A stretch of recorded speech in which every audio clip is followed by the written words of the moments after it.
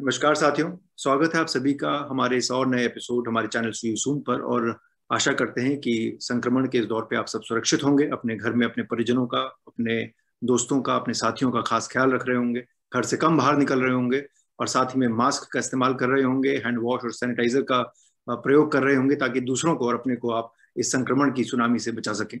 इस दौर पे हमारी ये कोशिश है, एक छोटी सी मुहिम है हमारे इस चैनल सी सून के जरिए कि आप तक देश के और दुनिया के उन हस्तियों को लेकर आए जिनसे आपके जीवन में और हमारे जीवन में कुछ पॉजिटिव बातें हम का आदान प्रदान कर सकें, कुछ अच्छी बातें कर सकें, उनसे थोड़ी ज्ञानवर्धक चीजें सीख सकें।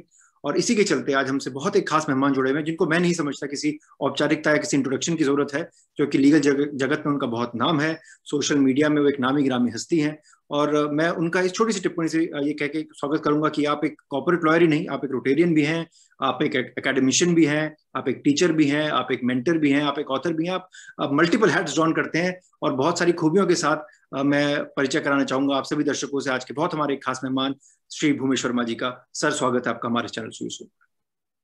नमस्कार जयंत जी, सर, धन्यवाद। सवाल सवाल जब आपकी श्रृंखला शुरू करने से पहले हमारा एक हमेशा शुरुआती सवाल होता है अपने मेहमानों से, वो ये होता है कि अपने शुरुआती जीवन के बारे में हमें प्लीज थोड़ी सी बातें बताएं और ये बताएं कि वो कौन सा पहलू रहा या कौन सा दौर था आपके जीवन का जब आपने सोचा कि आपको वकील बनना है और आपको वकालत करनी वेल, मैं शुरू से एक कॉमर्स स्टूडेंट था और बिजनेस से रिलेटेड कानूनों के बारे में शुरू से ही बहुत ही इंक्विजिटिव था।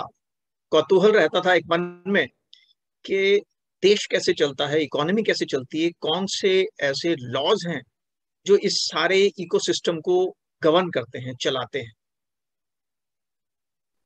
बिजनेस स्टूडेंट होने के कारण बिजनेस में मेरा इंटरेस्ट था और बिजनेस ऑपरेट कैसे करते हैं उसके कारण मेरा इंटरेस्ट लॉ की तरफ भी हो गया। सो मुझे लगता है ये यही भावना ने मुझे प्रेरित किया लॉ को फॉलो करने के लिए। शुरुआत यहाँ से हुई क्योंकि मैं इस सारे इकोसिस्टम को जानने के बारे में बहुत ही आकर्षित था और 11वीं में 12वीं में पार्टनरशिप के बारे में पढ़ा, बीकॉम करते हुए कॉन्ट्रैक्ट्स के बारे में पढ़ा और हम लोग के यहाँ एक कहावत है ना इंग्लिश में, द रेस्ट इज हिस्ट्री। वो कौतूहल जी। इतना बढ़ा कि अब फुल फ्लेज्ड फिर लॉ में। जी। तो सर, थोड़ा सा आप बताएं अपनी कॉमर्स की जर्नी के बारे में। जो आपने बताया कि आपने कॉमर्स की पढ़ाई की, लॉ की पढ़ाई करने से, तो वो भी दिल्ली विश्वविद्यालय से हुई या वो कहीं और से किया? जी जी जी, दिल्ली से। मेरी दाइश, पढ़ाई लिखाई, प्रैक्टिस और जिसे कहते हैं स्पॉइल्ड, बर्बादी, सब कुछ दिल्ली में ही हो। जी। तो आबादी और बर्बादी सब दोनों का विषय आपने छेड़ा है, तो इस पे चलते हैं, क्योंकि कानून की पढ़ाई पता नहीं आबाद करती कि बर्बाद हो, तो आप बेहतर बता पाएंगे जब आज हम जिस श्रृंखला में आगे बढ़ेंगे। जी। जिसे कहते हैं एक आग का दरिया है और डूब के जाना है। जी। जी। तो बहुत सर ही ये कठिन बताइए। है, जी। डगर पनघटी। जी। सर, मेरा ये सवाल है आपसे कि जब आप कॉमर्स कर रहे थे, आपने बताया कि देश दुनिया की जानकारी होती है, जाहिर सी बात है, जब हम व्यापार विशेष की तरफ ध्यान देते हैं। और कॉमर्स की एक ऐसी दुनिया है जो मैं समझता हूँ, मैंने तो साइंस की, तो कॉमर्स पढ़ नहीं पाया, और साइंस पढ़ते पढ़ते लगा कि साइंस भी मेरे बस की नहीं है। जब मैं 11वीं 12वीं में था, तब मैंने निर्णय लिया कि यार चलो लॉ की पढ़ाई करते हैं और लॉ से अपना जीवन यापन किया जाए। तो जब आप सर कॉमर्स पढ़ रहे थे, आपने कहा कि देश दुनिया के बारे में जानकारी और कैसे चीजें काम करती हैं, क्योंकि आर्थिक जो अर्थव्यवस्था है पूरी कॉमर्स से जुड़ी हुई है, उसके बाद आपने चूज किया लॉ करने का। तो उस समय के बारे में थोड़ा बताएं, क्योंकि early 90s if I am not wrong, तब आपने लॉ की शिक्षा की, एलएलबी किया अपना दिल्ली यूनिवर्सिटी से, कैंपस लॉ सेंटर से आपने अपने एलएलबी किया हुआ है। तो उन दिनों के बारे में जरा रोशनी डालें सर, और ये भी हमको और हमारे युवा दर्शकों को बताएं कि उस वक्त का जो दौर था वो आज के दौर से कितना फर्क है। उस वक्त के दौर में इंटर्नशिप और मूट कोर्ट्स और पब्लिकेशन को लेके कितना दारोमदार होता था एक युवा छात्रों के कंधे में। उस सुनहरे जो 90s के दशक का है सर, वहां पे जरा हमें लेके चलिए और अपनी लाइफ जर्नी से थोड़ा सा हमें अवगत कराएं। तो जयंत, जब मैं अपनी ग्रेजुएशन की पढ़ाई कर रहा था दिल्ली यूनिवर्सिटी से, कॉमर्स स्टूडेंट होते हुए कंपनी लॉ और कॉन्ट्रैक्ट्स ये सब मेरे बहुत ही चिकर विषय थे, बहुत प्रिय थे मुझे। और with some amount of immodesty I can say, मुझे लगता था कभी कभी पढ़ते हुए कि अब तो मैं ये पढ़ा भी सकता हूँ, कंपनी लॉ और कॉन्ट्रैक्ट्स। ग्रेजुएशन करते समय वो हमने आपने सुना भी होगा ना कि फर्स्ट ईयर में लॉ स्टूडेंट को लगता है कि मुझे सब कुछ आता है, सेकंड ईयर में लगता है नहीं सब कुछ नहीं आता, थोड़ा कम आता है, थर्ड ईयर में लगता है यार ये मुझे तो कुछ भी नहीं आता, और जब आप प्रैक्टिस करने निकलते हैं तब लगता है यार हमें कुछ भी नहीं आता, you know, so it it keeps going down. तो वो बीमारी जो थी ना वो ग्रेजुएशन में ही शुरू हो गई थी। मुझे तभी लगता था कि कंपनी लॉ और ये कॉन्ट्रैक्ट्स वगैरह तो क्या है, पार्टनरशिप क्या है, ये तो मैं अपने सहपाठियों को पढ़ा भी सकता हूँ। But anyways, jokes apart, interest था इन सब्जेक्ट्स में और इन्होंने मुझे और ज्यादा प्रेरित किया और डीप स्टडी करने के लिए। और उस समय आई मीन आपने शायद वो सलमान खान की फिल्म सुल्तान देखी होगी, ट्रांजिशन देखा होगा 40s में, 50s में, 60s में, 70s में कैसे हुआ। तो 1991 में हमारी इंडस्ट्रियल पॉलिसी चेंज हुई। It was not a choice for us but it was a compulsion for us. ठीक है, तो देश दुनिया के हालातों ने हमें मजबूर किया कि हम अपनी आर्थिक नीतियों को चेंज करें, बदलाव लाएं, बहुत बड़ा बदलाव लाएं। और जैसे कहते हैं कि I was at the right place at the right time, क्योंकि मेरा इतना इंटरेस्ट था इन सब चीजों में, इकोनॉमी में, बिजनेस में और से जुड़े हुए लॉज में, और इतना मैसिव, इतना अनप्रेसिडेंटेड, न भूतो न भविष्यति, इस तरह का चेंज उस समय इमर्ज हो रहा था। 1991 जुलाई में पॉलिसी चेंज हुई जी। और अगस्त में मैं लॉ फैकल्टी में पहुंच गया। हमारा बैच फर्स्ट बैच था जो एंट्रेंस एग्जाम के थ्रू आया था कैंपस लॉ सेंटर में। उससे पहले 55% Delhi university honours course automatic admission होता था, वर्चुअली ऑटोमेटिक था, आप अप्लाई करें तो आपको एडमिशन मिल ही जाएगा। हमारा बैच पहला ऐसा बैच था जो एंट्रेंस एग्जाम देकर, अब उसकी स्थिति आज के क्लैट प्रेपरेशन के साथ देखिए। उस समय कोई सिलेबस नहीं था, कुछ नहीं पता था, कुछ नहीं, कोई कोचिंग नहीं थी, कुछ भी नहीं पता था। सिर्फ ये था कि ये एंट्रेंस एग्जाम होगा आपको और आपको एडमिशन तभी मिलेगा, एंट्रेंस के बेसिस पे मिलेगा। कोई सिलेबस नहीं था हमारे पास। तो ऐसी परिस्थितियों से गुजरते हुए एग्जाम दिया। उस समय आई थिंक एनएलएस में बेंगलोर शायद 1-2 बैच पहले शुरू हुआ था जी, 88 में शुरू और हुआ था, वहां शायद एंट्रेंस अगर होता हो तो होगा, वरना एंट्रेंस सुना ही नहीं था लॉ स्टूडेंट्स के लिए कहीं होता होगा हिंदुस्तान में। तो एनीवेज चलो, लकी थे कि उस समय एंट्रेंस एग्जाम दिया और भगवान की कृपा से रोते पड़ते पास हो गए, नहीं तो आज तो किसी कॉलेज में शायद हमें एडमिशन भी नहीं मिलता। तो और जिन जिन कॉलेजेस में एडमिशन नहीं मिलता उनमें आज मैं जाके पढ़ा रहा हूँ, जैसे मैंने आपको एनयूएस के बारे में और कॉलेजेस के बारे में बताया। जहां भी मैं जाता हूँ हाथ जोड़कर शुक्र मनाता हूँ कि पता नहीं अगर मैंने यहाँ एंट्रेंस एग्जाम दिया होता तो मुझे एडमिशन नहीं मिलता, या यहाँ की फीस में अफोर्ड नहीं कर पाता। जी। दोनों ही तरह के कॉलेजेस में आज मैं स्टूडेंट्स को एड्रेस कर रहा हूँ। अब गोइंग फर्दर, पढ़ाई उस जमाने में भी ब्लैक बोर्ड और चौक के साथ होती थी। मूटिंग, इंटर्नशिप्स, प्लेसमेंट्स, पीपीओज, ये शब्द हमने नहीं सुने थे ज्यादा। जी। बहुत लिमिटेड स्टूडेंट्स इन चीजों को अवेल कर पाते थे, और जो स्टूडेंट्स का मिक्स होता था एक्चुअली उसमें लगभग आधे स्टूडेंट्स ऐसे होते थे जिनका परिवार इस व्यवसाय से जुड़ा हुआ होता था और उनके लिए लगभग ये निश्चित था कि उन्हें आगे क्या करना है, कि सीट्स सुरक्षित थी कि वो फैमिली फर्म में काम करेंगे। No offence intend. काफी स्टूडेंट्स ऐसे होते थे जो यूपीएससी की तैयारी कर रहे होते और उन्हें दिल्ली में हॉस्टल चाहिए। तो आप ये मानिए कि लगभग आधा बैच सीरियस ही नहीं होता था उस समय। तालें भी होती थी, एग्जाम्स डिले भी होते थे। So basically for first generation lawyer like me और मे बी यू, हम लोगों के लिए संघर्ष काफी ज्यादा था उस समय भी, बहुत ज्यादा था, क्योंकि एक तो बैकग्राउंड नहीं थी, कोई गाइड करने वाला नहीं था, इंटर्नशिप्स नहीं थी, कोई कॉन्टैक्ट्स नहीं थे कम्युनिटी में जहां हमें कोई सिखा पढ़ा सके। जो नॉलेज कॉलेज में दी जाती थी, आई मीन मैं बहुत अपने आप को सौभाग्यशाली समझता हूँ कि डॉक्टर एमपी सिंह, उपेंद्र बख्शी जी और ऐसे ऐसे लेजेंड्स से हमें पढ़ने का, सीखने का मौका मिला। लेकिन जो नॉलेज हमें दी जाती थी ज्यादातर एकेडमिक नॉलेज होती, प्रैक्टिकल एक्सपोजर या प्रैक्टिकल नॉलेज देने के साधन मुझे लगता है आज की अपेक्षा तो लगभग 1 या 2% हो उस समय। और जो कोई स्टूडेंट अलर्ट नहीं है या रिसोर्सफुल नहीं है इन सब चीजों की जानकारी रखी कि कब क्या हो रहा है, या ज्यादा प्रयास न करे, तो उसके लिए लगभग ये कुछ था ही नहीं। सिर्फ एकेडमिक नॉलेज जो आप 10वीं 12वीं में जैसे स्कूल में पढ़ाई होती थी, या आपके ग्रेजुएशन के समय में जो पढ़ाई होती थी, ब्लैक बोर्ड और चौक के साथ एक लेक्चर चल रहा है, कुछ बेयर एक्ट के कुछ सेक्शंस पढ़े जा रहे हैं, केस लॉ डिस्कस किया जा रहा है, और आपको लिखित में एक एग्जाम देना है। कोई इंटरव्यू लेके कोई आपसे वाइवा नहीं हो रहा, कुछ कोर्स के हिसाब से आपकी मार्किंग नहीं हो रही, कोई इंटरनल असेसमेंट नहीं हो रहे, कोई मिड सेम एग्जाम नहीं हो रहे। पढ़ाई लिखाई का ये माहौल उस समय। अगर आप 3 दशक पहले की शिक्षा के बारे में जानना चाह रहे हैं, आप मुझसे शायद 1 दशक बाद आए होंगे पढ़ाई करने के लिए, 1 या 1.5 दशक बाद आए होंगे, राइट। 2002 से माहौल तब का 2007 के काफी, बीच। जी जी, तो वो माहौल इन इन 10 वर्षों में काफी बदल गया। कई नए एनएलयूज स्थापित हुए, कई और अच्छे प्राइवेट इंस्टीट्यूट्स ने 5 साल का कोर्स शुरू किया। मैंने 3 साल का कोर्स किया था क्योंकि मैं ग्रेजुएट था जी लॉ में एंट्री से पहले।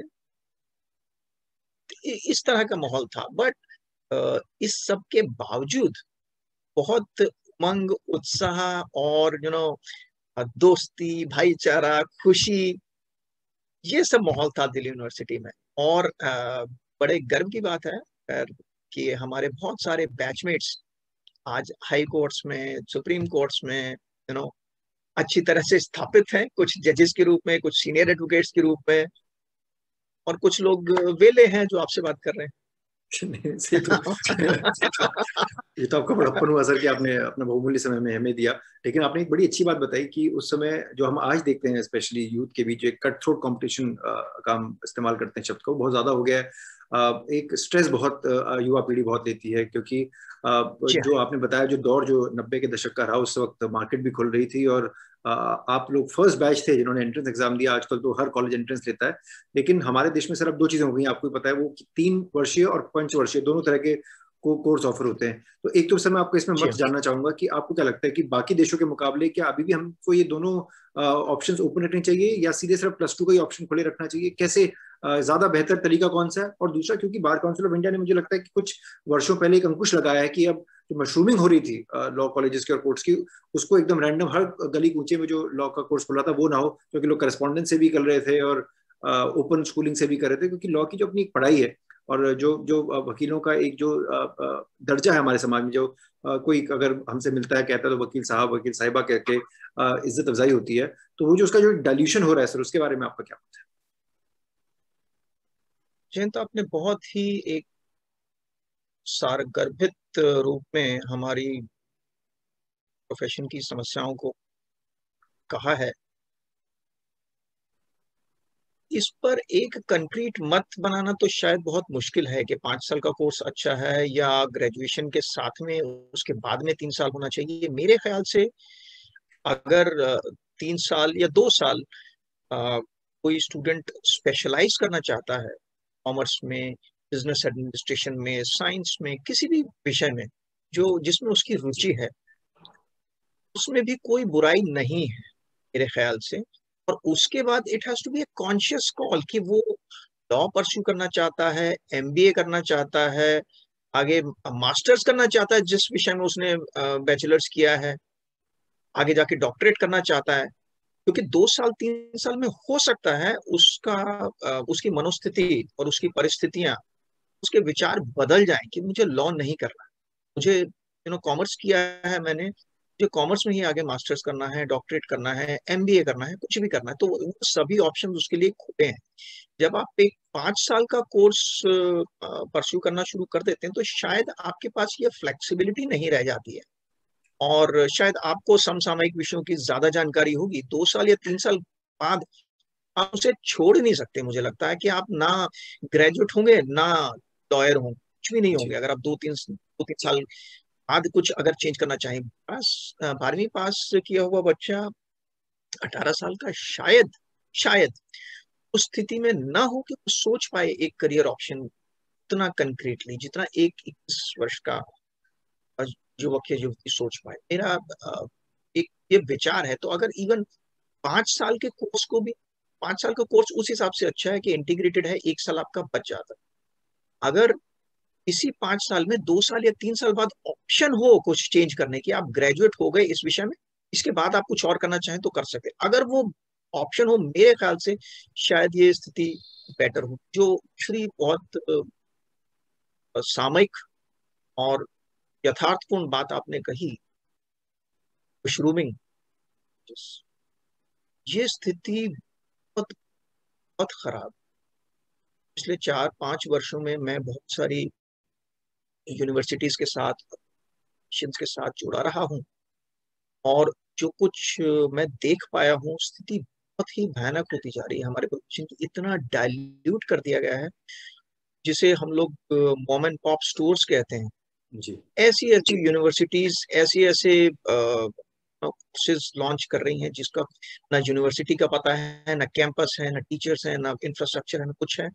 कुछ जगह तो मैंने मजाक की हद तक ये सुना है कि उसमें सिर्फ 2 ही लोग काम करते हैं इस यूनिवर्सिटी में, एक चेयरमैन है और एक क्लर्क है जो आपको डिग्री प्रिंट आउट करके, बस 2 ही लोग काम कर रहे हैं कि चेयरमैन साहब आपको एडमिशन लेटर साइन करके दे देंगे और क्लर्क आपको डिग्री प्रिंट कर।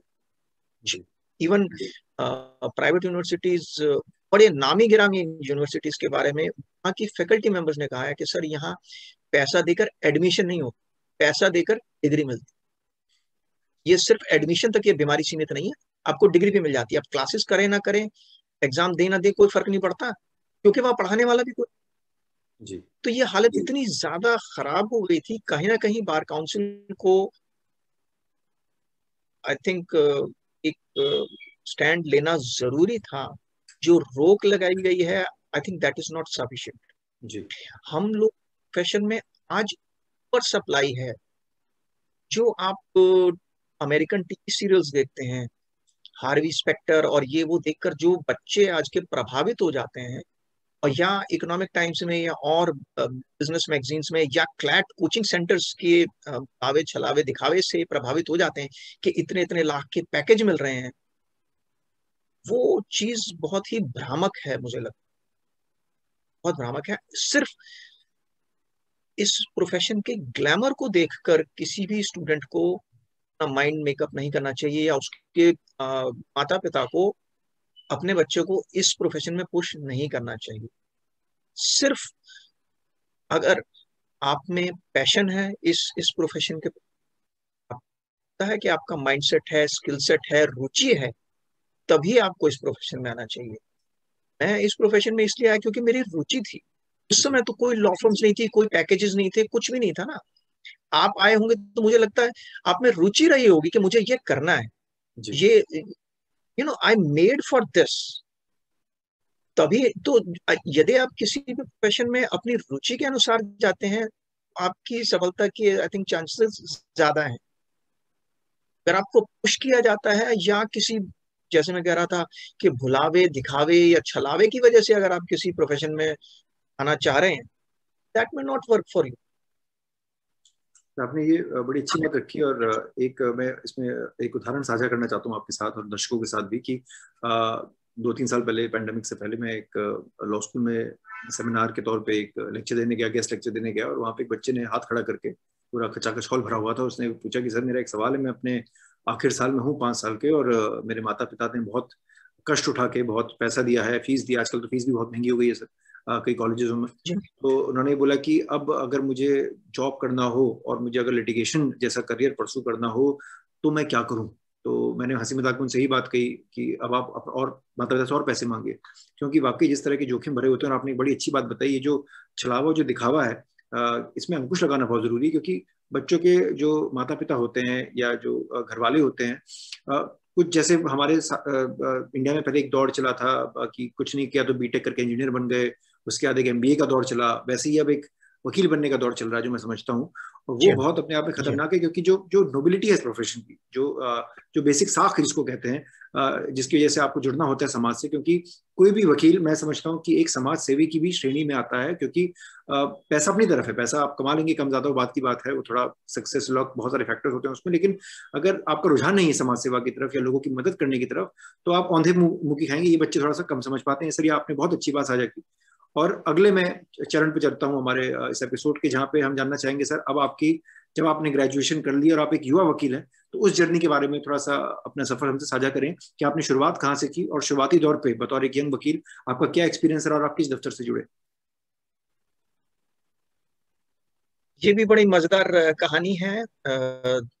लॉ स्कूल से निकले तो जैसे मैंने कहा कि फर्स्ट जनरेशन लॉयर थे, कोई ज्यादा संपर्क नहीं थे हमारे इस प्रोफेशन में। तो इसी तरह एक बहुत सीनियर थे डिस्ट्रिक्ट कोर्ट में दिल्ली में के ऑफिस के साथ मैं जुड़ा।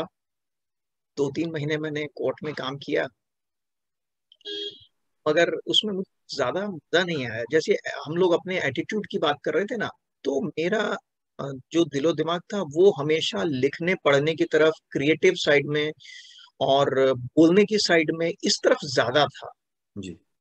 और माफी चाहूंगा, लिटिगेशन में मुझे वो एक्साइटमेंट नहीं नजर आया है। ये कहानी रिवर्स है, लिटिगेशन वाले अलग तरह की एक्साइटमेंट बताते हैं कि जो एक्साइटमेंट है वो कॉर्पोरेट काम में नहीं है। तो मुझे वो एक्साइटमेंट नहीं लगा, क्योंकि डिस्ट्रिक्ट कोर्ट में मुझे लगा कि वक्त बहुत जाया हो रहा है, तारीख पे तारीख पड़ रही है, कुछ प्रोडक्टिव नहीं हो पा रहा है।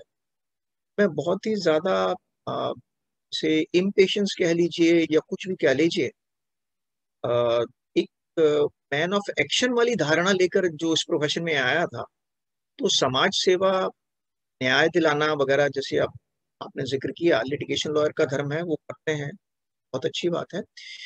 इसी तरह से मुझे लगा कि कॉर्पोरेट लॉयर बन के भी देश की सेवा की जा सकती है। अगर आप फॉरेन इन्वेस्टमेंट्स ला रहे हैं, बिजनेस फैसिलिटेट कर रहे हैं एग्रीमेंट्स करा के, या कहीं कोई कॉर्पोरेट विवाद हो गया तो उसे सुलझा के, सेटल करा के, ये भी एक तरीका है देश की सेवा करने, इकोनॉमी की सेवा करने। और मेरा रुझान क्योंकि हमेशा से इसी बिजनेस लॉज की तरफ था, तो मुझे लगा कि में प्रैक्टिस करते हुए उतनी जल्दी मैं जो चाहता था वो नहीं हो पा रहा है।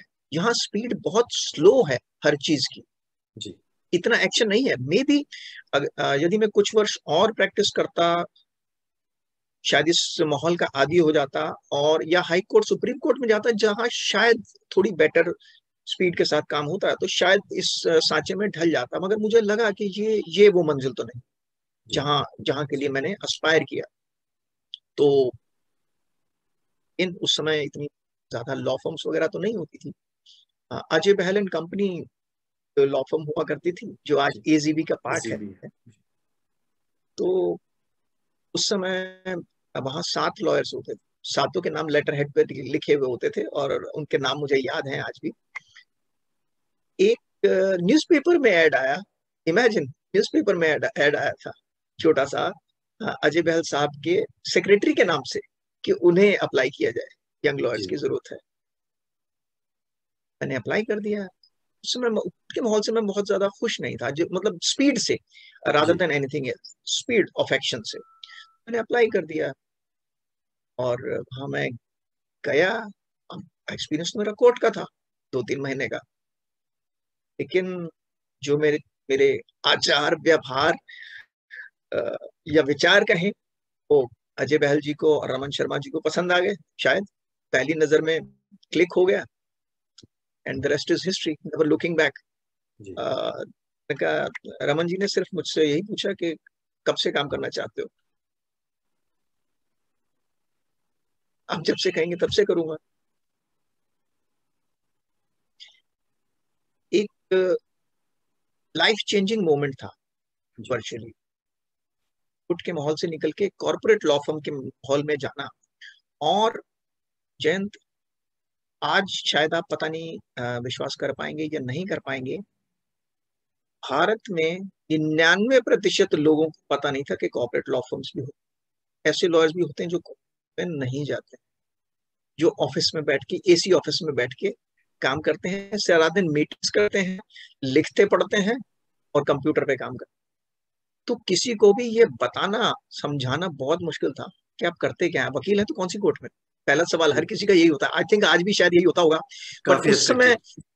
हाँ, उस समय किसी को समझ ही नहीं आता था कि, और आज देखिए आधे से ज्यादा स्टूडेंट्स जो लॉ स्कूल्स में जाते हैं वो वही कॉर्पोरेट लॉ फर्म्स के ग्लैमर को देखकर जाते हैं जी कि हमें ये काम करना। उस समय 99% भारतीयों को तो छोड़ो, 99% लॉयर्स को भी नहीं पता था कि कॉर्पोरेट जी लॉ फर्म्स क्या होती है और कॉर्पोरेट लॉ प्रैक्टिस क्या होती है।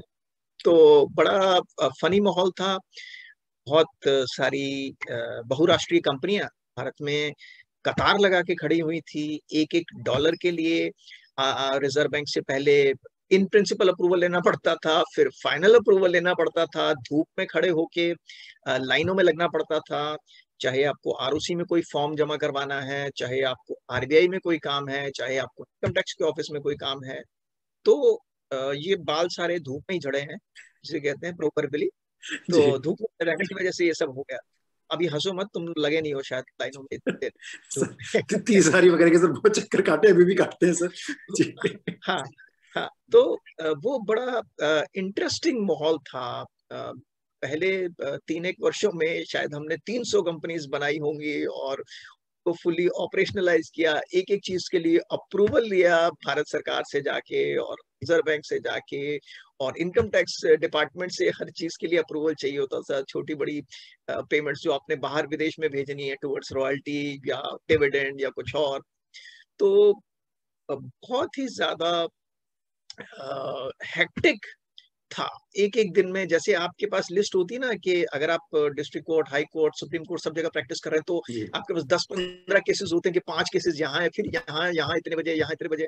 तो वो माहौल होता था। 15-20 केसेस लिस्ट होते थे रोज कि ये आज हमें आरबीआई में फॉलो अप करना है, ये हमें आरओसी में जाना है और ये इनकम टैक्स में जाना है। और जब वापस आओ ऑफिस में और बताओ कि कहीं कुछ नहीं हुआ, तो आप इमेजिन कर सकते हैं क्या दशा होती जी होगी।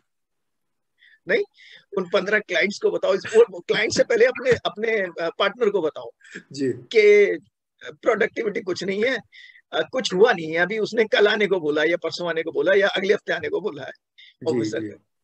कुछ भी कंप्यूटराइज नहीं था, आप कंप्यूटर पे कुछ भी चेक नहीं कर सकते थे। हर चीज के जी लिए आपको फॉलोअप के लिए जाना पड़ता था। और आप इमेजिन कर सकते हैं 30 साल पहले सरकारी दफ्तरों का माहौल क्या था और क्या सरकारी ऑफिसर फोन उठाते होंगे उस समय और आपको आपके केस की जानकारी देते होंगे। जी। जमाना भी लैंडलाइन का सर, ना मोबाइल ना पेजर ना कुछ। जी हाँ हाँ, लैंडलाइन थे उस समय। तो बड़ा ही मजेदार माहौल था। बस ठीक है, यही सब करते करते हम आगे बढ़ते गए। तो आपने इतनी बढ़िया बातें बताई, और खासकर ये आपने जो वकालत की बात आ जाएगी कि ये बात धूप में ऐसे नहीं पके, वाकई सर वो तो मैं समझता हूँ मैं इसलिए शायद बच गया क्योंकि पैंडेमिक आ गया और वर्चुअल कोर्ट शुरू हो गया। नहीं तो अंजाम हो सकता बराबर रहता, तो कुछ कह नहीं सकते आजकल।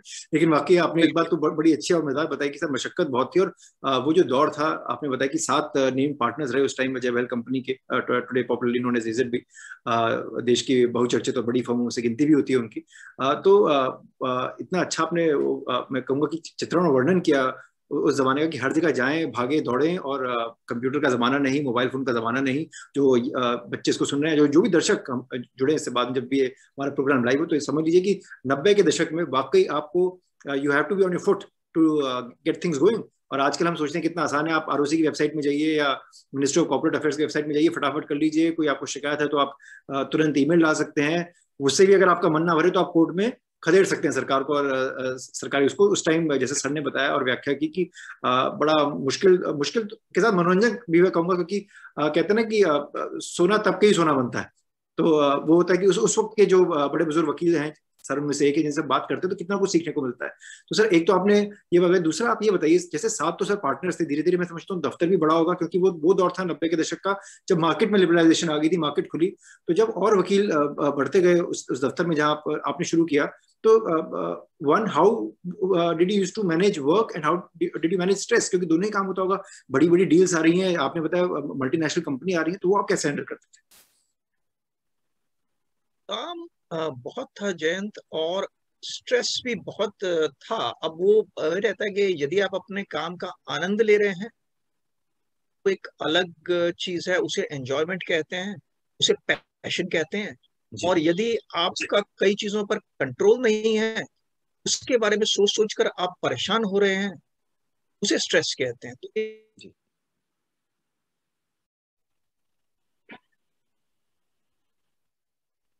जी सर। तो काम कितना भी हो, यदि आप उसको खुशी से कर रहे हैं, आपकी उसमें रुचि है, आप उस विषय में पैशनेट हैं, तो वो आपकी एंजॉयमेंट बन जाती है। It does not seem like work.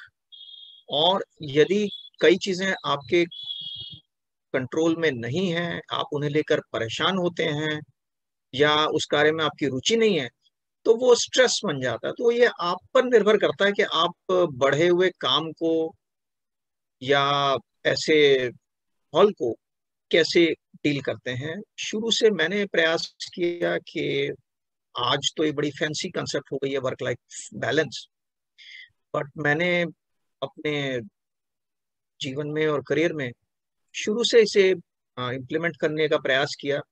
और मेरा सौभाग्य रहा कि मैंने बहुत अच्छे लोगों के साथ काम किया, चाहे वो अजय बहल एंड कंपनी हो, एसोसिएटेड लॉ एडवाइजर्स हो, खेतान एंड कंपनी, जहाँ मेरे सीनियर्स और कलीग्स जो भी थे, वो काम की क्वालिटी के प्रति बहुत ज्यादा स्ट्रिक्ट थे। टाइमिंग से और बाकी समय में क्या करता हूँ उन्हें कोई सरोकार नहीं था। और मैं अभी तक ये मानता हूँ कि अगर आप 8-10 घंटे बहुत अच्छे ढंग से अपने ऑफिस में, अपने व्यवसाय में पूरी शिद्दत के साथ काम करते हैं, आपको 12, 15, 18 घंटे बैठने की जरूरत। एक बहुत अच्छी बात एक बहुत सीनियर लॉयर ने मुझे बताई थी, आई थिंक 1 या 2 साल था मैं अपने करियर में उस समय बताई थी, लगभग 25 साल पहले, कि यदि आप रोज ये 18-20 घंटे, जो आजकल फैशन हो गया है बताने का, फैड है कि मैं इतने घंटे काम करता हूँ और इतने बजे सोता हूँ और इतने बजे ऑफिस में रहता हूँ, माफी के साथ लिटिगेशन में आई नो ऐसी डेडलाइंस होती हैं कि कई बार अनअर्थली आवर्स पे काम करना पड़ता है, बट तो उन्होंने मुझे ये कहा था कि अगर आप रोज इतना काम कर रहे हैं, इसके 2 ही कारण हो सकते हैं। आइदर यू आर ओवरवर्क्ड और you are not working smart, you are inefficient. दोनों चीजें अच्छी नहीं है। अगर ओवरवर्क्ड है तो काम को डेलीगेट करना सीखिए, अपनी टीम बढ़ाइए। काम आपके पास ज्यादा है तो डेफिनेटली पैसा भी ज्यादा आ रहा होगा, उसे बांटिए और लोग लीजिए अपने साथ, उनको डेलीगेट कीजिए ताकि काम की क्वालिटी इंप्रूव हो सके। जी। और अगर आप इनएफिशिएंट हैं, आप ऑफिस में देर से आते हैं, सिगरेट पीते रहते हैं, गॉसिप करते रहते हैं, फेसबुक पे लगे रहते हैं और सब काम करते रहते हैं दिन भर, तो आप अपने समय का ऑप्टिमम यूटिलाइजेशन नहीं कर रहे हैं। तो आप या उन आदतों को सुधार लीजिए। तो ये बैलेंस बनाना हमारे ही हाथ में होता है। हम कितना समय अच्छा क्वालिटी काम करते हैं और कितना क्वालिटी समय हम अपने लिए, अपने परिवार के लिए, अपने समाज के लिए रखते हैं, ये सब हम पे निर्भर करता है। अपने एम्प्लॉयर को ब्लेम करने से कुछ नहीं होता। तो लगभग 20-23 साल मैंने इतनी अच्छी लॉ फर्म्स के साथ काम किया, लगभग कहीं भी ऐसी कोई दिक्कत नहीं हुई। जो आज बच्चे या और लोग कंप्लेन करते हैं कि हमारा ऑफिस हमें इतनी देर तक बिठाता है, ये करता वो करता है, कि आप अलाउ करते हैं पूरे इकोसिस्टम को, या तो आप खुद अपने समय को एफिशिएंटली प्रयोग में नहीं लाते हैं, जी। या वाकई ओवरवर्क्ड है। तो सुधार की कोशिश कीजिए जैसे हो सकता है। छोटा मुंह बड़ी बात यही कह सकता हूँ। नहीं सर, आपने बहुत मेरे ख्याल से एक अच्छा तर्क दिया इसका विषय का, क्योंकि एक जो टर्म मैं यूथ में सुनता हूँ और आजकल सुनता हूँ, एक है टॉक्सिक वर्क कल्चर का, जो कि बदलने की बहुत जरूरत है। क्योंकि मैं समझता हूँ घंटे सबके पास 24 ही दिए हैं ईश्वर ने, और ना किसी के पास 23 है, ना किसी के पास 25 है, और उसी में आपको अपना सारा काम साझा भी करना है और ढंग से भी करना है।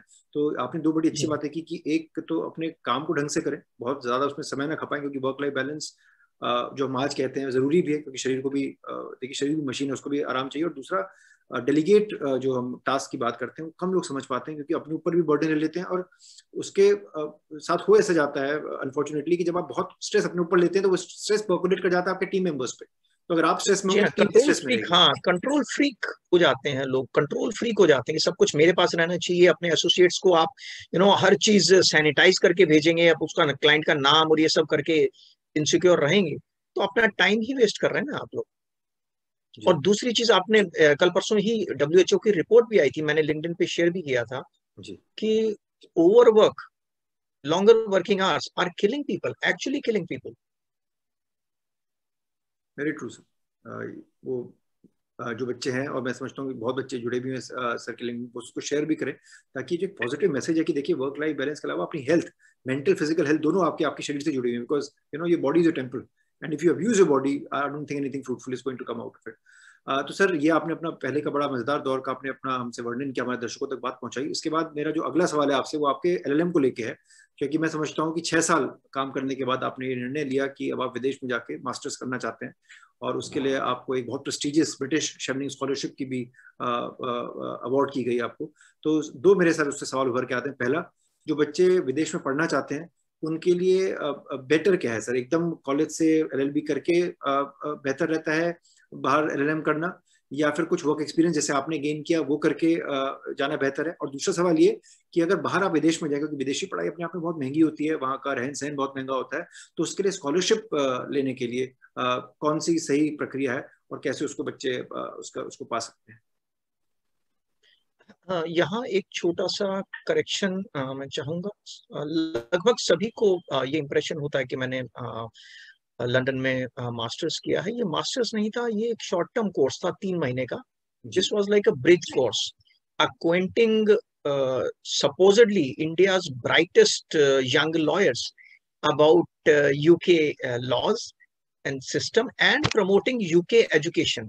इसके लिए बहुत मैसिव ड्राइव करती थी ब्रिटिश काउंसिल, और देश भर से एप्लीकेशंस आमंत्रित की जाती थी, जी। और कम से कम 3 साल की प्रैक्टिस होना जरूरी था। और यूके कॉमनवेल्थ ऑफिस इसको फंड करता था, स्कॉलरशिप को। तो देश भर से 12 स्टूडेंट्स क्या 12 प्रोफेशनल्स, यंग प्रोफेशनल्स चुने जाते थे, जिन्हें यूके सरकार डिटरमिन करती थी कि these could be future leaders, thought leaders of this particular country. अब पता नहीं मेरा सिलेक्शन उसमें कैसे हो गया, क्योंकि मैं, जो और सभी लोग हैं मेरे दोस्त जो मेरे बैचमेट्स थे, वो डेफिनेटली हैं, जुडिशरी में हैं और सीनियर एडवोकेट्स हैं और कंपनीज में बहुत बड़ी बड़ी पोजीशंस में हैं। बट स्टूडेंट्स के लिए मेरी एडवाइस यही रहती है कि बाहर जाकर आप एलएलएम क्यों करना चाहते हैं, आपके पास सॉलिड कारण होना चाहिए। क्या आप एक अच्छी एजुकेशन के लिए जा रहे हैं? क्या आप नेटवर्किंग के लिए जा रहे हैं कि आपको विदेश से काम मिलना लग जाए, शुरू हो जाए? या क्या आप विदेश में नौकरी ढूंढने जा रहे हैं? या एक विदेशी मास्टर डिग्री करके आप भारत में कोई अच्छी एकेडमिक अपॉर्चुनिटी मिल सकती है? तो आपका उद्देश्य क्लियर होना चाहिए। अलग अलग लोग विदेशी डिग्री अलग अलग कारण से लेते हैं, और सभी कारण वाजिब होते हैं, जी। कोई कारण गलत नहीं होता है। तो आपको अपना उद्देश्य क्लियर करना चाहिए कि आप किस लिए जा रहे हैं। या ऑन अ लाइटर नोट, आपके पेरेंट्स के पास बहुत पैसा है और आपको समझ में नहीं आ रहा है कि उस पैसे को कैसे खर्च किया जाए, तो आप 1-2 साल चिल मारना चाहते हैं, जिसे हम अपनी साधारण भाषा में कहते हैं। तो आपका उद्देश्य क्लियर होना चाहिए कि आप क्या करना चाहते हैं। तो मेरे ख्याल से यदि आप प्रोफेशन में रहना चाहते हैं, तो मास्टर्स डिग्री से आप कितना अंतर पड़ता है, ये जयंत जी आप शायद ज्यादा बेहतर बता पाएंगे, कितना अंतर पड़ता है प्रोफेशन में। क्योंकि कई बार कई स्टूडेंट्स के साथ ये डायलेमा होता है कि आप अपनी 1-2 साल की सीनियोरिटी खो देते।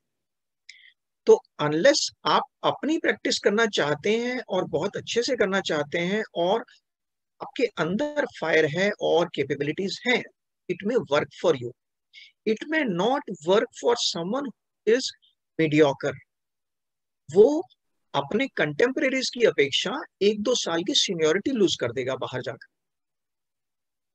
जब वो भारत में आएगा, मुझे नहीं पता कि बड़ी से बड़ी लॉ फर्म्स एलएलबी और एलएलएम ग्रेजुएट में कितना डिफरेंशिएट करेंगी, उसको किस पेडेस्टल पर रखेंगी।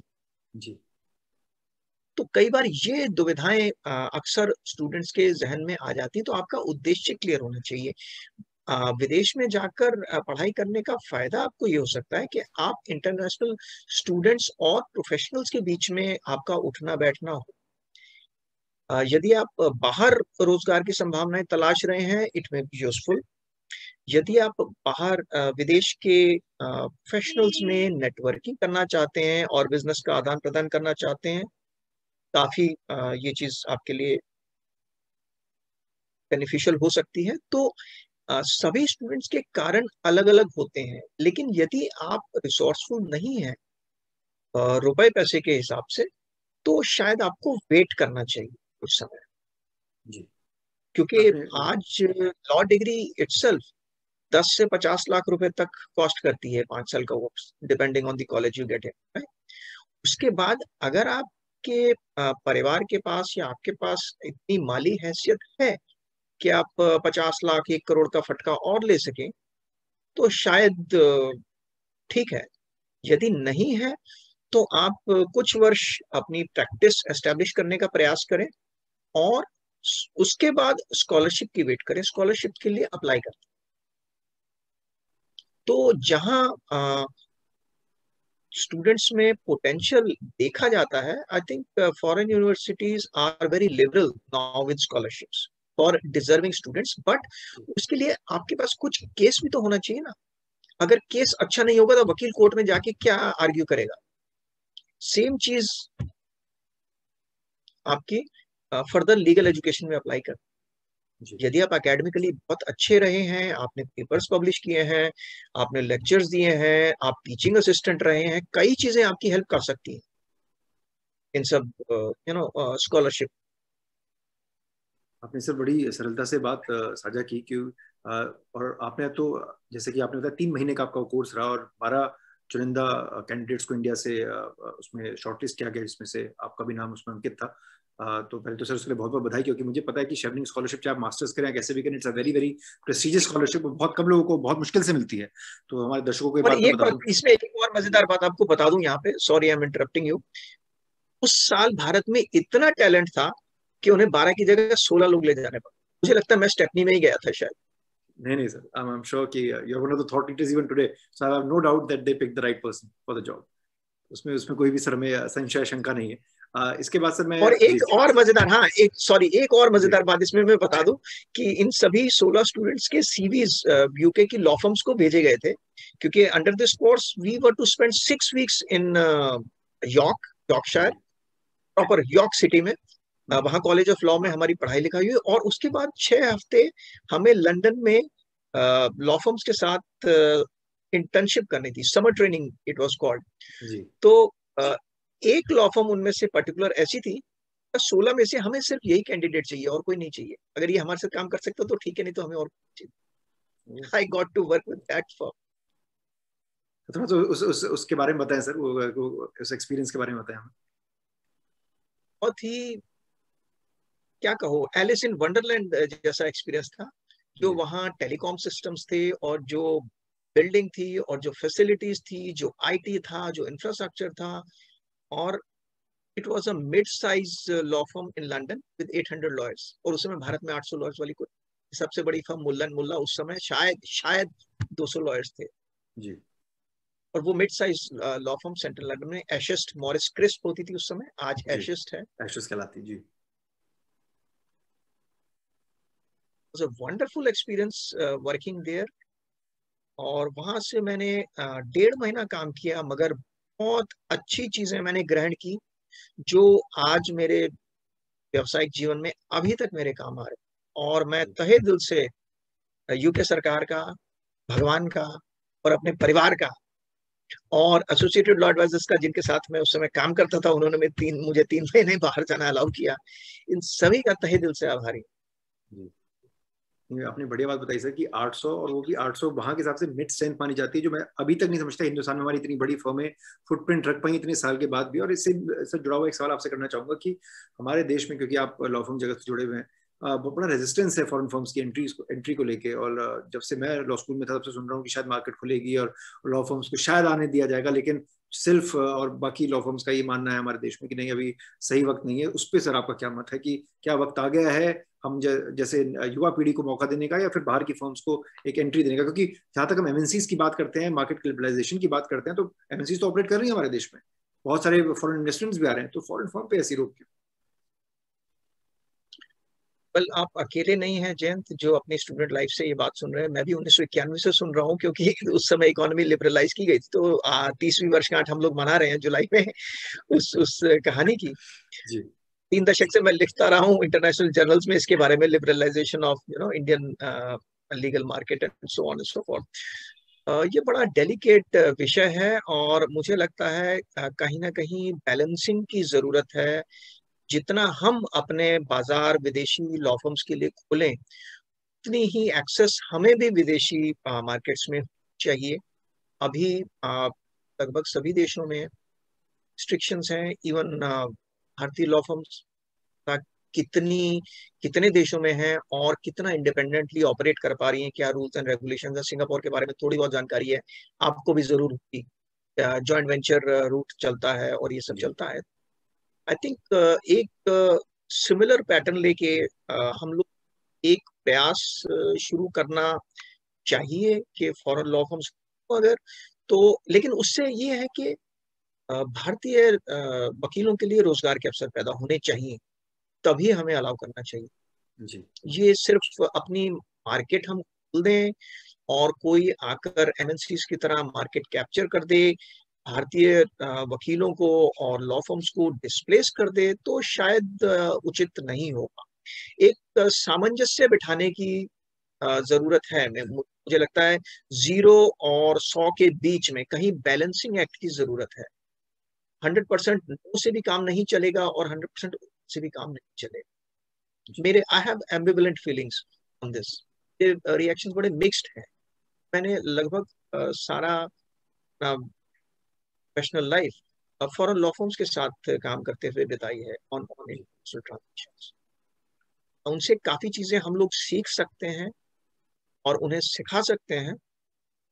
एक सामंजस्य बनाने की जरूरत। आपने सर बड़ी साफ बात कही कि सामंजस्य की जरूरत है, क्योंकि जैसे कई बार हम फ्लाइट में बैठते हैं तो एक अनाउंसमेंट होती है कि दूसरे की मदद करने से पहले अपने मुंह पे मास्क लगा लें। तो वही बात है कि जब तक हम अपनी मार्केट को सिक्योर नहीं करते अपने वकील भाई बहनों के लिए, तो उससे पहले मार्केट खोल पाना न जाने कितना सरल या कितना सफल होगा। ये एक हमेशा पेचीदा मुद्दा है और उम्मीद करता हूँ सर आने वाले समय में इसका कोई हल निकले और कुछ रोजगार बढ़े देश में, क्योंकि इतने बढ़िया बढ़िया वकील हमारे देश में भी, जो कि मैं समझता हूँ फॉरेन फर्म खुलने से बहुत तरीके का एक नो हाउ, एक एक्सचेंज, जो एक नॉलेज एक्सचेंज होता है प्रोग्राम, उसको अक्वायर कर पाएंगे। और देश हित और जनहित में मेरे ख्याल से एक अच्छा ही कदम होगा, लेकिन for the powers to be, I think it's something that has to be decided, in a different portal, in a different pedestal.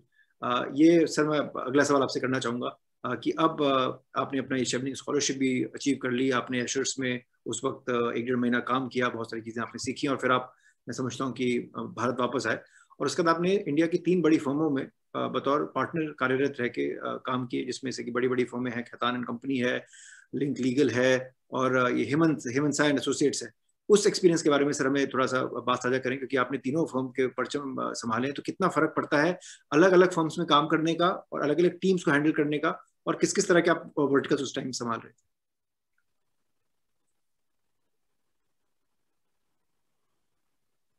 अनुभव सब जगह बहुत अच्छे और मजेदार रहे। अलग अलग कल्चर, अलग अलग तरह का माइंडसेट, अलग अलग तरह के आपके सहकर्मी देखने का मौका मिलता है और हर चीज का अपना ही मजा होता है। वो जैसे जो बेचैन मन की धुन बहुत यंग एज से 20 वर्ष की अवस्था से थी, एक जगह टिक कर मुझे लगता है 30-40 साल काम करना शायद मेरा टेम्परामेंट नहीं था। हमेशा दिल में भावना कुछ और कुछ अलग करने की, उस भावना ने कभी पीछा नहीं छोड़ा जीवन भर। जी। तो कुछ ना कुछ नया पाने से ज्यादा करने की आशाएं, आकांक्षाएं हमेशा दिल में बनी रही कि मुझे कुछ ज्यादा, कुछ बेहतर करना है। तो यही भावना मुझे कई बार इधर से उधर ले जाती रही, जहां कहीं मुझे लगा कि शायद मैं काबिलियत के अनुसार काम नहीं कर पा रहा हूँ। मेरा कैनवस थोड़ा बड़ा होना चाहिए, वर्किंग थोड़ा बड़ा होना चाहिए, मुझे उसमें सब जगह काम करने का एक अलग अलग मजा होता है। और अलग अलग फर्म्स में काम करने से आपको अलग अलग परिप्रेक्ष्य देखने को मिलते हैं, अलग अलग नजरिया देखने को मिलता है। कुछ फर्म्स में सारा ही काम इंटरनेशनल, कुछ फर्म्स में ज्यादातर काम इंडियन क्लाइंट्स का, कुछ जगह फोकस ऑन लिटिगेशन, कुछ जगह फोकस ऑन कॉर्पोरेट, कुछ जगह फोकस किसी और विषय में। बड़ी रोलर कोस्टर राइड जिसे कहते हैं, बहुत शानदार जर्नी रही। और मेरा इतना अच्छा सौभाग्य रहा, मैं कहा सोचता हूँ अगर इफ आई लुक बैक, कि कैसे कैसे लेजेंड्स के साथ मैंने काम किया, स्टार्टिंग फ्रॉम अजय बहल, हीरा गोस्वामी, पिंटो खेतान जी, पारस कुहाड़ जी, है ना, Sharma ji. Life has been wonderful, and I can never ever be thankful enough to God for putting me in touch with such legends. लोग तो इनसे मिलने के लिए भी तरसते हैं, और मैंने इनके साथ बैठ के इनकी छत्र छाया में काम सीखा है जी। इनके आशीर्वाद से। थोड़ी बहुत सभी इन सभी गुणीजनों से थोड़ा बहुत जो मैं ग्रहण कर पाया जीवन में, उसे आगे बांटने का प्रयास किया, उन प्रैक्टिसेस को खुद में कल्टीवेट किया, और कुछ आगे फ्रेटर्निटी में बांटने का प्रयास कर। आपने इतनी बढ़िया बात बताई कि इतने तरह तरह की जो दिग्गज जिनके साथ आप जुड़े, जो आपके मेंटर हैं, तो उस इससे मेरा जो सवाल निकल के आता है, हम आजकल काफी बात करते हैं सोशल मीडिया पे भी आमतौर पे बच्चों के साथ कि एक मेंटर मेंटी रिलेशनशिप बहुत जरूरी है, लोगों का मार्गदर्शन करना जरूरी है, खासकर वो वकील जो कि एक मुकाम हासिल कर चुके हैं हमारे लीगल क्षेत्र में। तो इस पे सर आपका क्या कहना है बतौर, क्योंकि आपने तरह तरह के दफ्तरों में काम किया इससे पहले, जब आपने अभी आपकी फर्म पे भी आएंगे जो आपने शुरू की, जिसके आप मैनेजिंग और फाउंडिंग पार्टनर हैं, पर उससे पहले जो आपने बात की फेमस लॉयर्स की जिनके साथ जुड़े रहे, उनका कितना इंपॉर्टेंट रोल रहा as a mentor in your life? आपने उनसे डायरेक्टली क्या क्या गुण सीखे, क्या क्या चीजें हैं जो आप साझा करना चाहेंगे हमारे युवा दर्शकों से कि बतौर वकील एक वो क्या पैनापन, क्या नजरिया, या क्या वो एक खूबी होनी चाहिए एक वकील में, specially as a corporate lawyer, जो आप आत्मसात कर सकते हैं इतने बड़े बड़े लोगों के साथ काम करते इतने सभी लेजेंड से, अलग अलग व्यक्तियों से मैंने अलग अलग क्वालिटीज सीखी। किसी ने सिखाया how to be passionate about your craft, किसी ने सिखाया whatever goes out of your laptop or out of your office has to be solid gold. You have to be meticulous, you have to be persistent, you have to be patient. ये सभी लोग अलग अलग qualities रखता है, हर किसी में different qualities का मिक्स डिफरेंट होता है सभी में। हैं? किसी में पेशेंस कम होती है, किसी में आई फॉर डिटेल कम होती है, किसी में कुछ होता है। और आज के स्टूडेंट्स मुझे लगता है इतने सौभाग्यशाली हैं कि इतने सारे मेंटर्स, इतने सारे ज्ञानी ध्यानी लोग हैं सोशल मीडिया। जैसे मैं आप ही की बात करूं तो आप एक रोल मॉडल हैं स्टूडेंट्स के लिए, और एक सुपरस्टार हैं बल्कि यंग स्टूडेंट्स के लिए। आप इतनी इतनी नॉलेज शेयर करते हैं, आप कोई भी पोस्ट शेयर करते हो, 1 घंटे में 300 400 500 लाइक्स हो जाते हैं और 500 कमेंट्स आ जाते हैं उस पर। मैं देखता रहता हूँ, और जो कुछ हमारा प्रोफेशन एक लिहाज में बहुत ही यूनिक है। जी। जब आप कोर्ट में जाते हैं, आप अपने दूसरे पक्ष के वकील को माई लर्नेड फ्रेंड कहते हैं, राइट?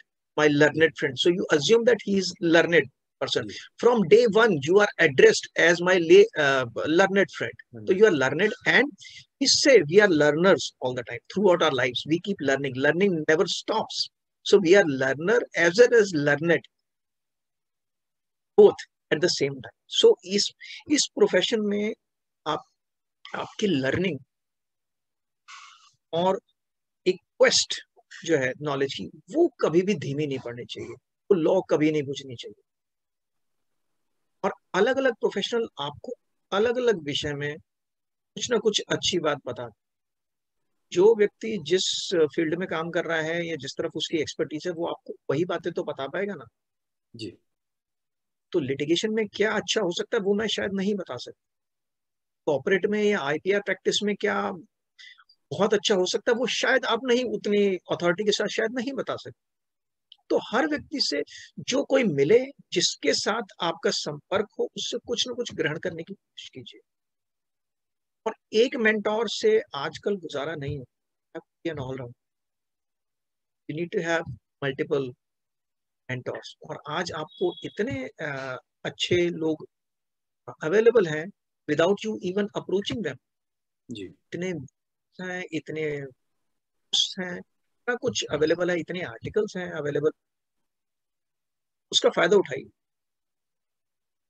आपने बड़ी अच्छी बात की, लेकिन इसके साथ ही जो हमारे युवा युवा दर्शक होते हैं उनकी एक समस्या बन जाती है कि प्रॉब्लम ऑफ प्लेंटी, कि जब कम होता है तो परेशानी, जब ज्यादा होता है तो परेशानी। तो उससे कंफ्यूजन बहुत आता है, क्योंकि पैंडेमिक के अलावा we are also living in age of infodemic.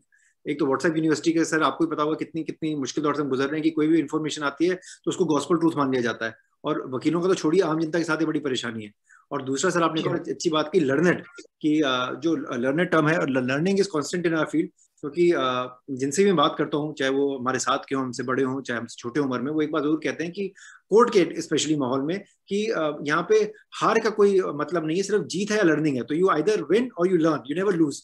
तो ये बात आपने यस, बहुत बढ़िया बताई सर। इसके बाद मैं अब आ जाना चाह रहा हूँ आपके जीवन के उस पहल पे, जहाँ आपने कॉर्प फॉर्म लीगल, जो हमारे देश के एक और विश्व प्रसिद्ध फर्म है कॉर्पोरेट लॉ को, वो उसकी आपने स्थापना की।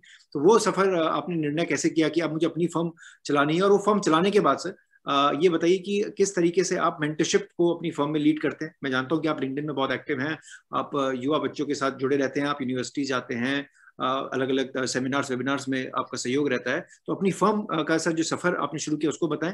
वहां पे हमारे युवा दर्शकों को ये भी कृपया कर बताएं कि वहां पे इंटर्नशिप और जॉब के लिए क्या क्या अपॉर्चुनिटी रहती है, और उनको किस तरीके से अपनी कमर कस लेनी चाहिए अगर उनको आपके साथ जुड़ना है। लगभग 23 वर्ष बड़ी और अच्छी नामी गिरामी फर्म्स के साथ काम करने के बाद मुझे महसूस हुआ, अगेन वही बेचैन मन की धुन, कि कुछ नया, कुछ अलग करना चाहिए।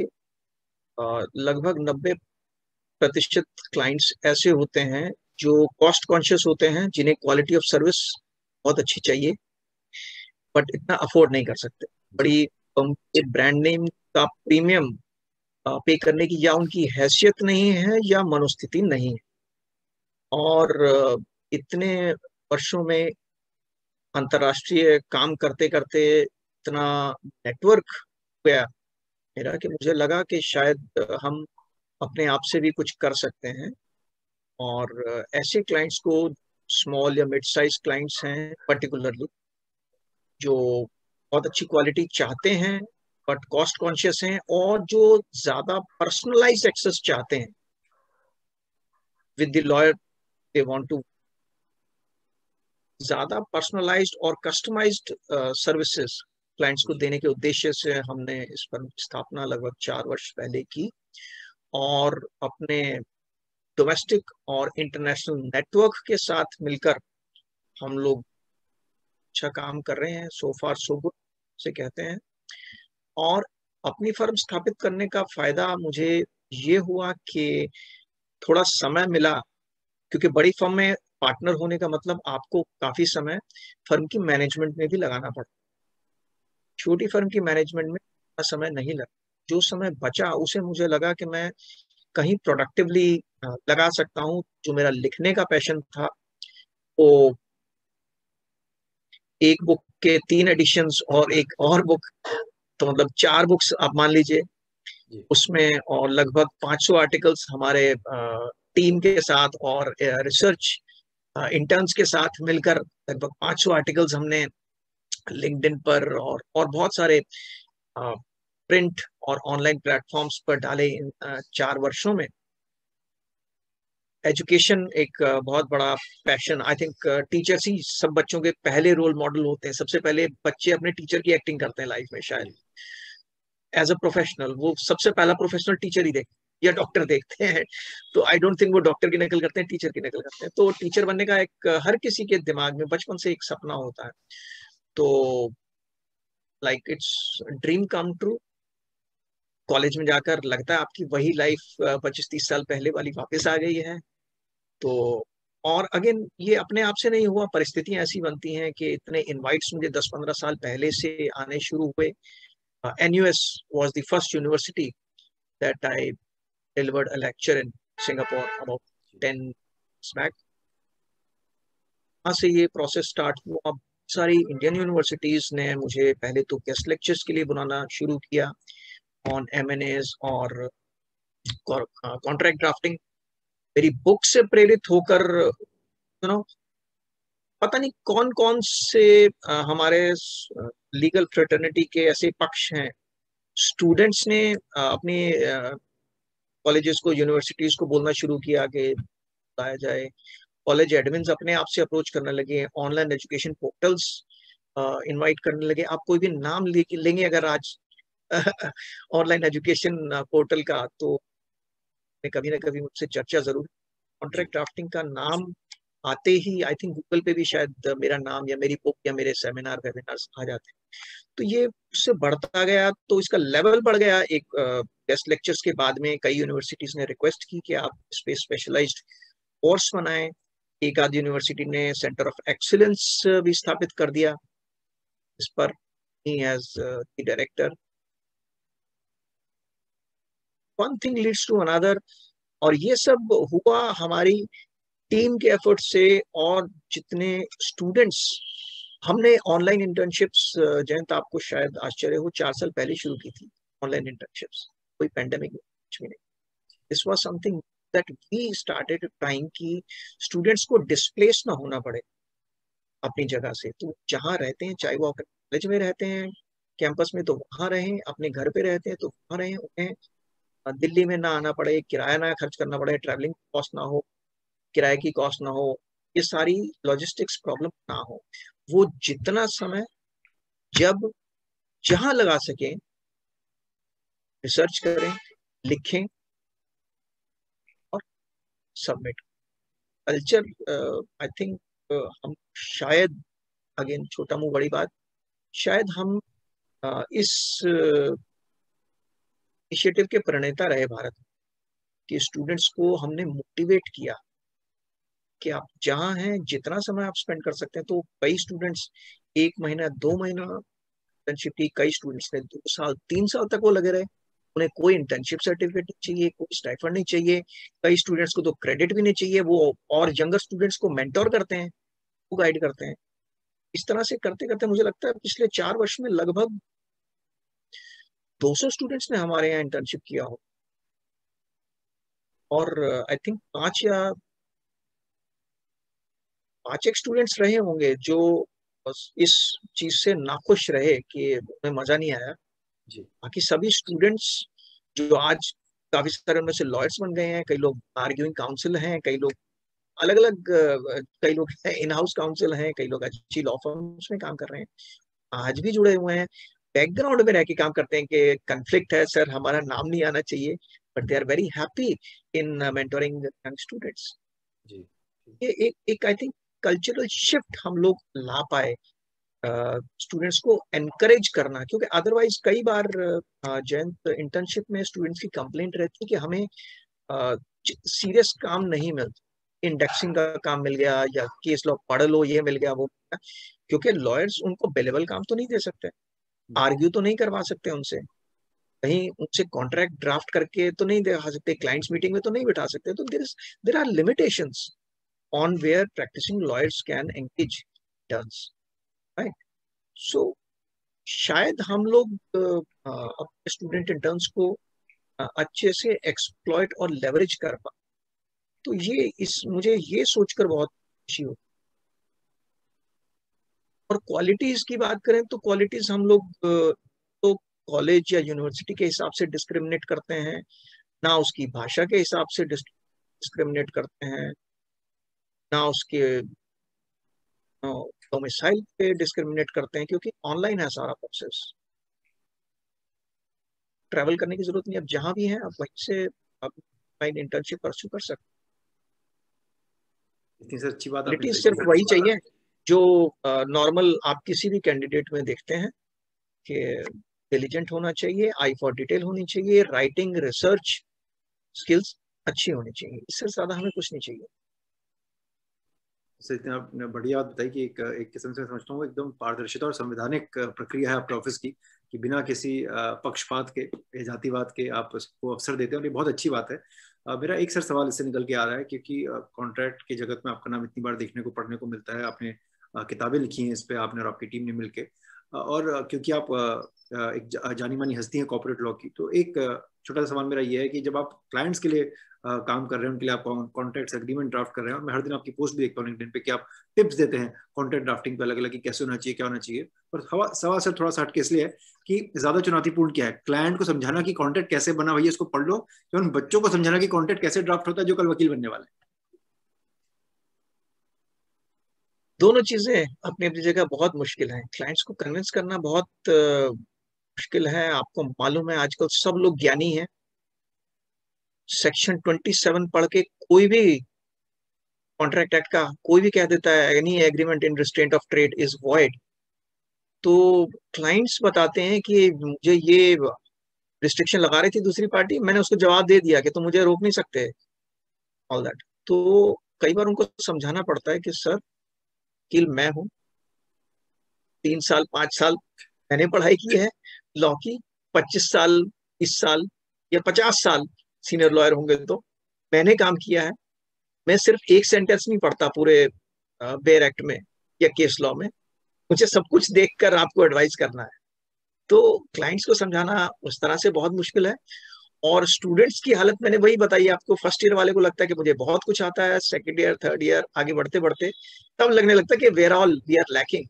तो स्टूडेंट्स को समझाना भी बहुत मुश्किल होता है। तो उसके लिए हमने क्या किया है कि हम लोग की जो वर्कशॉप्स होती हैं या कोर्सेज होते हैं, नंबर वन तो वो एकेडमिक नहीं होते, उसमें लॉ की हम लोग बात ही नहीं करते। हम सिर्फ प्रैक्टिकल स्किल्स की बात करते हैं, प्रैक्टिकल लाइफ के एग्जांपल्स उनको मूवीज के और डे टू डे लाइफ के ये सब एग्जांपल्स दे के उनको समझाते सिखाते हैं, तो बड़ी जल्दी वो ग्रहण कर लेते हैं। पीपीटी पे अच्छे अच्छे ग्राफिक्स डाल के और रोजमर्रा की जिंदगी की बातें करते हुए एग्जांपल्स वो जल्दी से ग्रहण कर लेते हैं। क्लाइंट्स को इस लिहाज से समझाना बहुत मुश्किल है, बट स्टूडेंट्स का दिमाग शायद ज्यादा ओपन होता है नए विचार ग्रहण करने का। अंतर है बट चुनौतियां दोनों तरफ है। आपने सर बड़ी बढ़िया बात साझा की कि जितना सरल तरीके से और स्पेशली जो यंग माइंड्स होते हैं, इंप्रेशनेबल माइंड्स होते हैं, वो जल्दी से एब्जॉर्ब कर लेते हैं चीज़ों को, स्पॉन्ज की तरह होते हैं। और एक बात आपने और बताई कि जो फर्स्ट ईयर में आपका एक अपनी तरफ नजरिया होता है कि मैं दुनिया को चित कर सकता हूँ, धीरे धीरे इसलिए बदल जाता है क्योंकि पुरानी कहावत है कि अकल जो होती है बादाम खा के नहीं आती, ठोकर खा के आती है। तो बड़ी ठोकरों और जद्दोजहद के बाद कामयाबी के शिखर तक कम लोग पहुंच पाते हैं। हमारे प्रोफेशन बहुत एक मुश्किल प्रोफेशन है। और सर आपका काफी समय लिया, पर अंततः आपसे एक दो मेरे आखिर के सवाल हैं सर। एक सेकंड लास्ट क्वेश्चन आपसे करना चाहता हूँ कि क्योंकि हम संक्रमण के दौर में जी रहे हैं, और किस तरह के सर आपने चेंजेस देखे हैं सूचना प्रौद्योगिकी में और एक प्रैक्टिस में कि जो इन्फॉर्मेशन टेक्नोलॉजी हमारे जग जीवन में लाई है, वर्क फ्रॉम होम का एक एटमॉस्फेयर क्रिएट हो गया। और आपने तो बताया कि 4 साल पहले आप लोगों ने ऑनलाइन वर्चुअल इंटर्नशिप देना ऑफर कर दिया था। तो गोइंग फॉरवर्ड आपको क्या लगता है कि लीगल इंडस्ट्री में, स्पेशली इंडियन लीगल इंडस्ट्री में, इसमें कितना बदलाव महसूस करते हैं? बदलाव आई थिंक बहुत चुनौतीपूर्ण होने वाले हैं सभी के लिए। कॉरपोरेट प्रैक्टिस में काम शायद इतना सफर नहीं किया है क्योंकि हम पहले से ही अपने वर्चुअल कामों के, वर्चुअल कॉन्फ्रेंसेस के और सब माहौल के आदी थे। हमारा काफी काम 90-95% काम पहले भी ऑनलाइन ही हो रहा था। पैंडेमिक से बहुत ज्यादा अंतर नहीं। उससे हमारी कोर्ट्स को आई थिंक बहुत ज्यादा सिस्टम इवोल्यूशनलाइज करना पड़ेगा। एक बड़े क्रांतिकारी कदम उठाने पड़ेंगे तभी इतना जो करोड़ों केसेस का वर्कलोड है, बैकलॉग है, वो सुलट पाएगा। नहीं तो पहले से ही पेंडेंसी कितने सालों में जा रही है, आई थिंक आप इस विषय में ज्यादा जानते हैं। और अपना पूरा कल्चर हम लोग को चेंज करना पड़ेगा। लेकिन इसके साथ ही साथ पर्टिकुलरली स्टूडेंट्स के लिए ये बहुत आवश्यक है कि वो अपने आप प्रोडक्टिवली एंगेज रखें, इन्वॉल्व रखें, डिफ्रेंशिएट करना सीखें कि कौन सा वेबिनार हमारे काम का है, कौन सा नहीं है, कौन सी इंटर्नशिप हमारे काम की है, कौन सी नहीं है। सर्टिफिकेट्स जुटाने की होड़ में न लगे। सर्टिफिकेट्स जुटाने की होड़ बहुत बुरी है। वो फोमो जिसे कहते हैं, फियर ऑफ मिसिंग आउट। हर किसी को लगता है कि उसने इतनी कॉन्फ्रेंसेस अटेंड कर ली, उसने इतनी इंटर्नशिप सर्टिफिकेट्स कर लिए, ये कर लिया, वो कर लिया। अब हम क्या कर सकते हैं एज सीनियर प्रोफेशनल्स? जैसे आप इतनी अच्छी अच्छी टिप्स स्टूडेंट्स के साथ शेयर करते हैं, इतने इवेंट्स करते हैं। पिछली 1 वर्ष पूर्व जब लॉकडाउन घोषित हुआ था मार्च में, तो मैंने लिंक्डइन पे ऑफर दी थी कि जो कोई स्टूडेंट्स किसी भी यूनिवर्सिटी के भारत में कॉन्ट्रैक्ट ड्राफ्टिंग पे या किन्हीं और विषयों पे बात करना चाहते हैं, दे कैन अप्रोच अस। तो हमने 3 महीने में लगभग 100 वेबिनार किए थे, उस 1 घंटा 2 घंटे 1 घंटा 2, अलग अलग यूनिवर्सिटीज के। तो मैं मजाक में आपको कहता रहता हूँ अक्सर के पहले याद रखना मुश्किल होता था कि किन किन यूनिवर्सिटीज के स्टूडेंट्स को हमने एड्रेस किया हुआ है, अब ये याद रखना मुश्किल है कि किन को नहीं किया है। तो इसकी लगभग सभी यूनिवर्सिटीज के स्टूडेंट्स को या तो उनके प्लेटफॉर्म पे या इवन स्टूडेंट्स कम्युनिटी ने जहाँ कहीं रिक्वेस्ट किया, बिना किसी भेदभाव, बिना 1 रुपया चार्ज किए हुए, हम जैसे लोग तो इतनी ही मदद कर सकते हैं ना कि स्टूडेंट्स को ऐसे दुखद माहौल में, ऐसे त्रासदी भरे माहौल में कैसे मोटिवेटेड रखें, कैसे चार्ज अप रखें, ताकि उनमें निराशा हताशा का माहौल ना आ जाए। तो हम लोग जो प्रयास कर सकते हैं, लीगल प्रोफेशन सभी वकील मुझे लगता है इस विषय में बहुत गंभीर हैं। और जयंत, पिछले 1 वर्ष में आपने जितने वेबिनार्स होते देखे होंगे, जिन नामों के बारे में आप सोच भी नहीं सकते कि आप उन्हें कभी अप्रोच कर सकते हैं, ऐसे ऐसे वकील भी स्टूडेंट्स के लिए कुछ कर रहे हैं। तो ये this is a very commendable effort on part of our fraternity. सभी लेवल्स के स्टूडेंट्स और इसमें अपने साझा प्रयास कर रहे हैं। यही माहौल बनाकर रखना होगा, क्योंकि अगर अच्छा समय नहीं रहता है, बुरा समय भी नहीं रहता, वक्त ये भी निकल जाएगा। हम लोग आशावादी रहें, अच्छे माहौल की, अच्छे समय की प्रतीक्षा करें, और कुछ नहीं कर सकते। इस माहौल में अपने आप को सेफ रखें और आशावादी रहें। आपने बड़ी अच्छी बात की सर, इतना आपने समय साझा किया हमारे साथ, और आपने बताया कि कैसे सकारात्मक दृष्टिकोण बना के रखें, और आपने लीगल जगत की बात की, ये भी हमें बताया हमारे युवा दर्शकों को कि कैसे पूरे जितने फ्रेटर्निटी के लोग हैं साथ में एकजुट होकर कोशिश ही हम कर सकते हैं, और कोशिश करना सतत प्रयत्न रहता है हमारा। और अंत में जाते आते सर आपसे एक टिप्पणी चाहूंगा। हम हमेशा अपने अतिथियों से गुजारिश करते हैं कि जो हमारे युवा दर्शक हमसे जुड़े हैं उन तक 2 बातें रखें as a closing comment, as a closing remark. और सर ये भी आपको बताना चाहिए कि जब मैं यंग कहता हूं तो मेरा मतलब सिर्फ यूथ से नहीं है। We always say that people who are young at heart and young in mind are also part of our viewership. तो प्लीज उन तक आप अपनी आखिरी 2 बातें रखें हमारे प्रोग्राम में। मेरा ख्याल है कि किसी भी प्रोफेशन में सफलता के लिए पेशेंस, परसिस्टेंस बहुत जरूरी। को चाहिए एक ऊपर असर होने। और यदि आपको लाइफ में लिफ्ट नहीं मिल पा रही है तो आप सीढ़ियों से चले जाइए। देर सवेर अपनी मंजिल तक जरूर पहुंचेंगे। लिफ्ट की वेट मत करते रहिए, अपने प्रयास जारी रखिए। सीढ़ियां दिख रही है तो सीढ़ियों से चढ़ते जाइए। धन्यवाद। आपने बड़ी अच्छी बात बताई, और उससे मिलता जुलता एक शेर में और उसमें जोड़ना चाहूंगा कि हम तो दरिया हैं, हमें अपना हुनर मालूम है, जहां भी चलेंगे रास्ता बनता जाएगा। तो वही बात है कि आपको एकाग्र होना है अपने दृष्टिकोण से, और कोशिश करते रहनी है। यही एक सतत प्रयत्न है जो हम कर सकते हैं। बहुत बहुत धन्यवाद सर, आप हमसे जुड़े। और हमारा ये जो एपिसोड है उसको समाप्त करने से पहले हमारे दर्शकों से हमारी हमेशा अपील रहती है कि छोटी सी मुहिम हमने शुरू की है इस चैनल सुई सुन के जरिए। अगर आपको समझ आती हो और आपको लगता हो कि इससे समाज या जगत में कुछ एक पॉजिटिव इम्पैक्ट आ रहा है, तो प्लीज हमारे चैनल को लाइक करें, शेयर करें, सब्सक्राइब करें, और ये जो पॉजिटिविटी हम फैलाने की कोशिश कर रहे हैं, खासकर इस संक्रमण की सुनामी के दौर पे, इसको दूसरों तक पॉजिटिविटी भी आप पहुंचाने में हमें हमारे काम को साझा करें। Until next time, see you soon. धन्यवाद जयंत, बहुत मजा आया आपसे बातें करके।